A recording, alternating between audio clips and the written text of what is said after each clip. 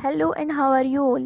Today's video is going to be very interesting because I will tell you very simple and funny trick to remember planning and planning process which is a part of class 12 business studies subject. This video is going to be very important because this topic is very important from the exam point of view. So let's get started. Planning. What is planning? Doing beforehand. Planning होती क्या है? इसका मतलब हमारे हाथों से काम करने से पहले उसे हम अपने दिमाग में ही कर लें, प्लानिंग कहलाती है।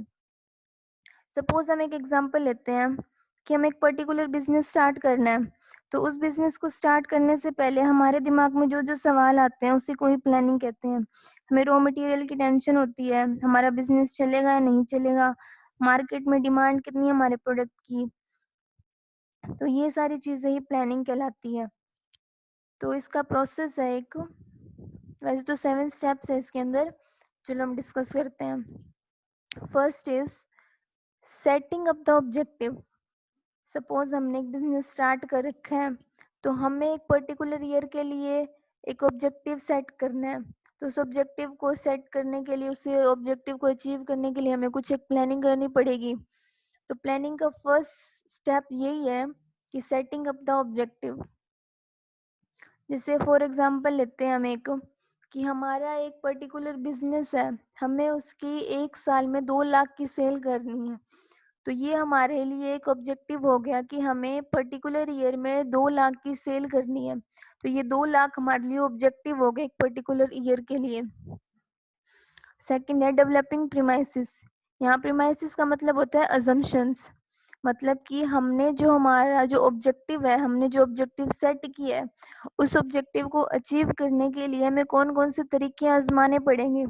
जैसे कि हमने एग्जांपल लिया था कि हमें एक पर्टिकुलर ईयर में 2 लाख तक की सेल लेके जानी है हमारे बिजनेस की। तो उस 2 लाख की सेल का टारगेट हमें पूरा करने के लिए हमें क्या करना पड़ेगा?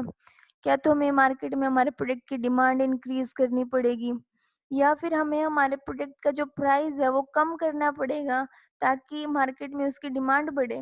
तो ये सारे प्रीमाइसेस होती हैं, अजम्पशंस होती हैं। Listing the various alternatives.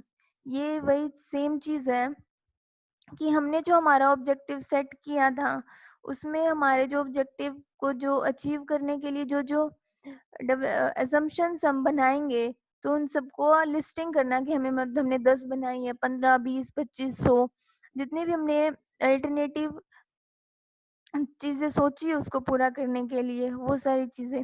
फिर इवोल्यूशन ऑफ वेरियस अल्टरनेटिव्स।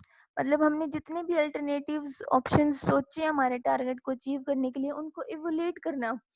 कि हमने जैसे 10 एग्जाम वो सोचे अल्टरनेटिव्स, तो उन सबको एक दूसरे से कंपेयर करना कि इसमें हमें ज्यादा प्रॉफिट है, इसमें कम है, इसमें ज्यादा, इसमें कम है।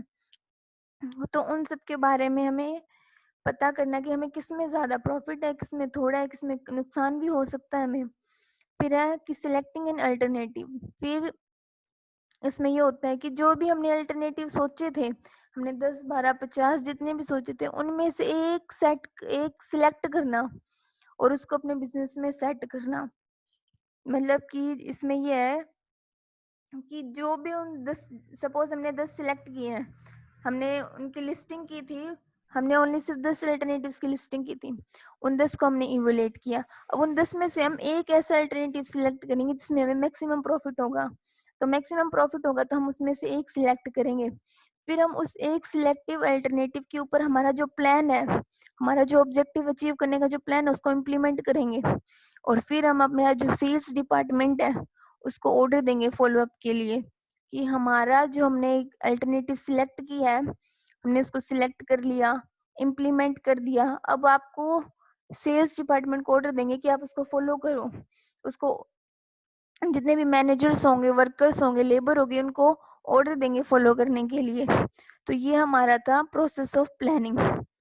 Setting up the objective, developing premises, listing various alternative, evaluation of various alternative, selecting an alternative, implement the plan and follow up.